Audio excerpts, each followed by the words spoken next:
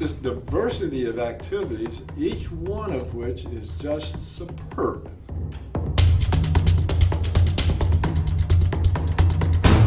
David, it's great to have been with you for 3 days. I'm really proud that the Fred Forum has put the leadership spotlight on you and your life and your contributions, which in 2012 we've joined also the ASTD, which this year recognized your lifetime contributions to our field of leadership development.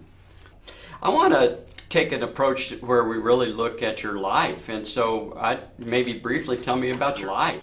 Such a almost Norman Rockwell kind of background, but in the structures of the Midwestern philosophy, which is responsibility, hard work, keep your nose clean, don't stick your head up above anybody else, and so it was a healthy place. I'd really loved to raise my children like that. When I went to Iowa State, I thought I was going to go to medical school, so I majored in chemistry.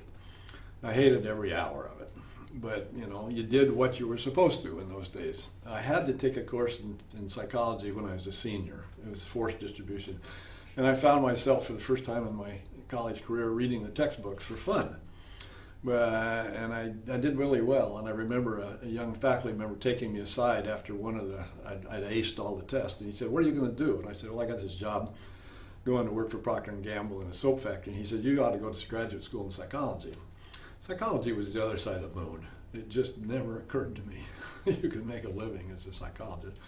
So I went to work in the soap factory for 2 years. They had a management development program. I changed jobs, and it was almost equivalent of an MBA. But along the line, I got more and more interested in psychology. So I decided somehow that's my future. So I resigned my job and went back to graduate school. And that's how it all got started. So, David, tell me about maybe the jobs that have shaped you, and maybe, again, let's start with becoming the fellow at the Center for Creative Leadership and how that shaped you. Well, I had an opportunity to go to the Center for Creative Leadership when it was just getting started, and the man who had set it up had just died.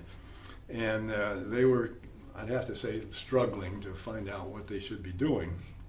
He had chartered, H. Smith Richardson, he had chartered it, and he tasked them for studying how you select leaders, and he was much more into selection than he was into development.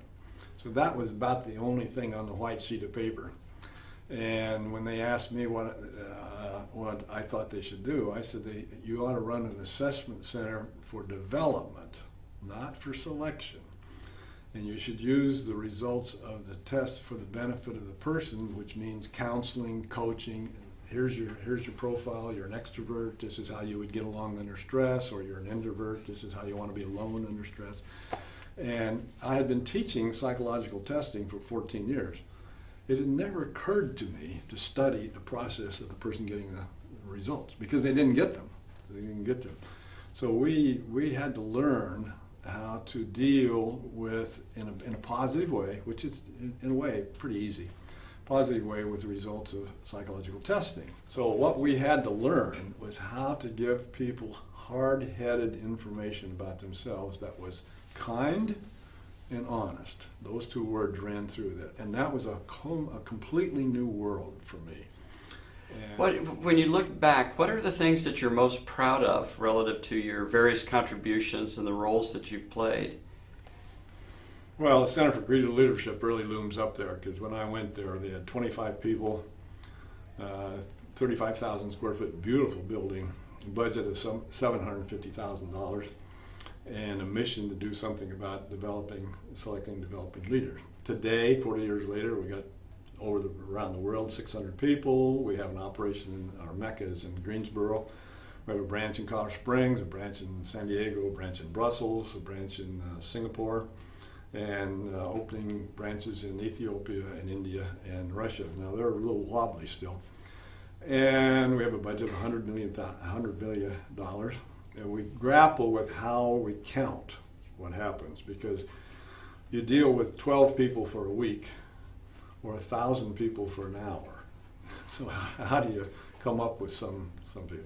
But we have been, for the last 10 years, ranked by the London Financial Times in the top 10 leadership programs in the world. And the other 9 are almost always business schools. So we're the only non-business school. So that's a very very that's nice the towering achievement. Now, well, let me tell you one other thing. There's another way of looking at what happened here at Fred. And this young woman came up to me and said, well, how young? This woman came up to me and said, I'm thrilled to meet you because when I was in high school, I took your inventory, the Strong Campbell interest inventory, and that was very, very helpful to me.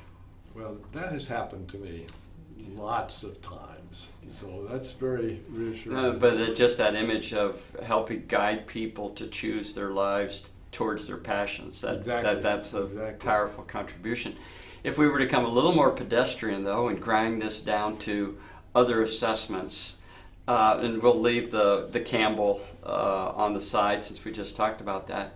You've authored many different assessments, and I'm wondering if you have a metaphorically here, a favorite child, in other words, of those that you've created and brought to fruition.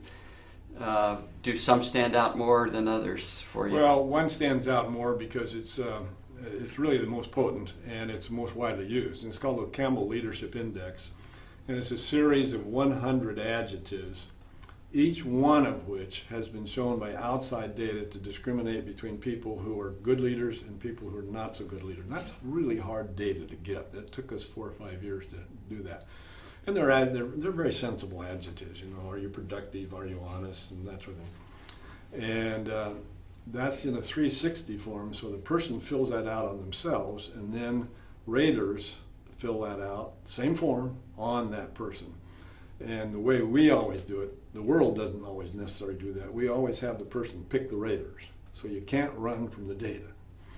And so when you get the profile back, one of the most disturbing statistics of my entire career is the correlation between the self and the observer is about 0.35, which is a low correlation, which means most people, most of us, of course not you, Rocky, but most of us don't have a very good idea about what people think of us. So the leadership index is the most potent, and it's also, I think, the most widely used. And it's also the most expensive, because that's expensive to get all of that stuff. And sooner or later, it will be on the web in ways that's much more applicable. Although then I worry about, because whoever uses the data ought to have some psychological training of some kind to know they're not going to get in the way of somebody's ego, so forth. I'd love to hear you talk about your experience at the Fred Forum, and in particular, thinking about the future of executive development. Well, I'm going to start by telling you one of my major disappointments in life. When I went to the Center for Creative Leadership, my mother was a music teacher, so I grew up. There's music in my house all the time. People were coming and going, barbershop quartets. She played at all the weddings and funerals, and I just didn't know that music wasn't part of everybody's life. And when I went to the center, I said, we're going to use music.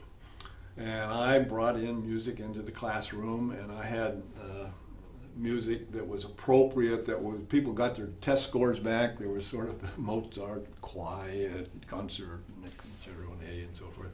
And at the end of the time, we'd play something that was rousing. And that just never caught on. I was seen as a weirdo. And the center doesn't use music. Well, I look at Fred, and every time we turn around, there's something incredibly powerful about your opening chorale, this group you finished with. Of course, I have to say, you're fortunate to be in Boston. You just reach out and get to Boston Opera, for God's sakes. We can't do that in Colorado Springs. And it is this incredible diversity of activities. I've never been to a conference where somebody says, okay, you got half an hour, go think. A huge emphasis on youth.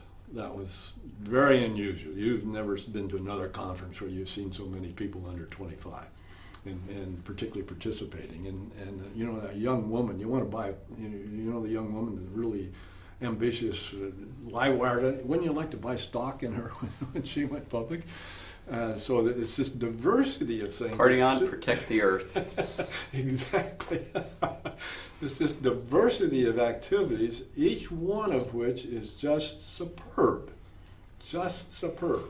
It's the variety that has as its glue leadership or development or innovation. I love this thing a guy said this morning, that a leader is someone who surprises us. Now that's going to go in my repertoire.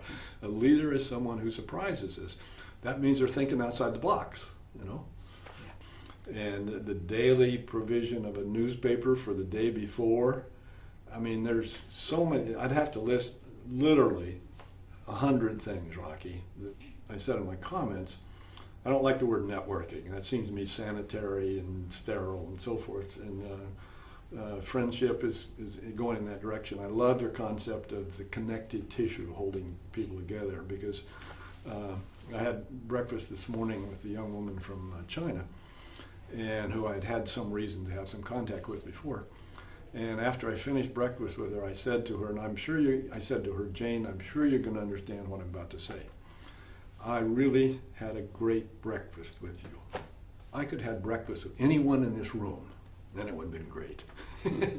There were just no duds at all. So it's a diversity, focused on leadership, done well, entertaining, fast-paced, music, mountain climbing, Antarctica.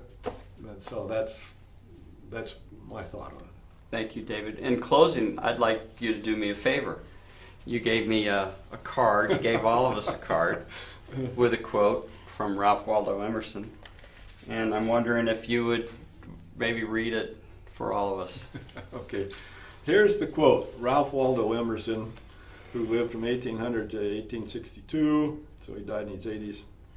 Here's what he said: to laugh often and love much, to win the respect of intelligent persons and the affection of children, to earn the approbation of honest critics and to endure the betrayal of false friends, to appreciate beauty, to find the best in others, to give of oneself, to leave the world a better place, whether by a healthy child, a garden patch, or a redeemed social condition, to have played and laughed with enthusiasm and sung with exultation, to know that even one life has breathed easier because you have lived, that is to succeed. But one of the reasons I wanted you to read it, I mean, I think you say this is a nice thing to leave behind, and so in that way it's a tactic, but I think it's also a strategy, and it's a strategy for a life well lived. And what I'll always associate with this quote is my friend David Campbell, in the many ways that he exemplifies this quote for me. Well, thank you very much. You had a section this time on luck, and I better quit. I cannot think of my career without realizing how lucky I've been. The woman cried this morning. Yeah. That's what you do it, Fred, okay? That's what we... It's emotional. Yeah. That's what we do. We try to open the heart. As a matter of fact, I think the word that was used in different ways was wholehearted. I think today it was, I don't know, open-hearted. Anyway, the word heart. And I think for me, leadership is the head and the heart. Mm-hmm. And I think sometimes we leave the heart out, or sometimes we leave the head out. Yeah. We need them both. Well, we need them both, and they don't necessarily always come in one body. And so we need some heads and we need some hearts. Yeah, and ultimately some feet, because it should be about people moving forward. Well, if you get into that, action. We need spleens and livers. We better stop right there. Okay, thank you very much. Thank you.